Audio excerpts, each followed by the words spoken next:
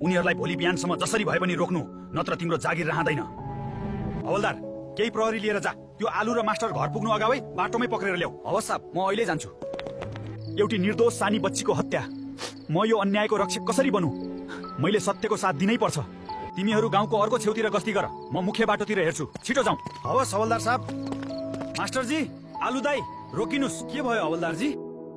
यो सानी काउलीको सक्कली पोस्टमार्टम रिपोर्ट र असली अपराधीको प्रमाण हो। सतर्क रहनु होला र भोलि जसरी पनि अदालत पुग्नुस्। हाम्री सानीले न्याय पाउँछे त? मलाई डर लागिरहेको छ। पाउँछे। त्यो पापीलाई जेल नहालेसम्म म मर्दिन। छोरा, यो रिपोर्टमा प्रधानको छोराको काल लेखिएको छ। चिन्ता नगर्नुस् बुबा, यो प्रमाणले यिनीहरूलाई जिन्दगीभर घाम देख्न दिने छैन। श्रीमान, यो सक्कली रिपोर्ट हो। असली अपराधी प्रधानको छोरा हो। यो त गम्भीर अपराध हो। टमाटर अफिसर, अहिले गएर प्रधान र उसको छोरालाई पक्राउ गरेर अदालतमा हाजिर गराऊ। हवस् श्रीमान। तिमीहरूलाई हत्याको आरोपमा पक्राउ गर्न आएको हुँ। ए पुलिस, मलाई नछो। मेरो बाउ को हो थाहा छ? तेरो बाउको पावर अब अदालतमा देखा। चल हिँड। छोरा, बर्बाद भयो।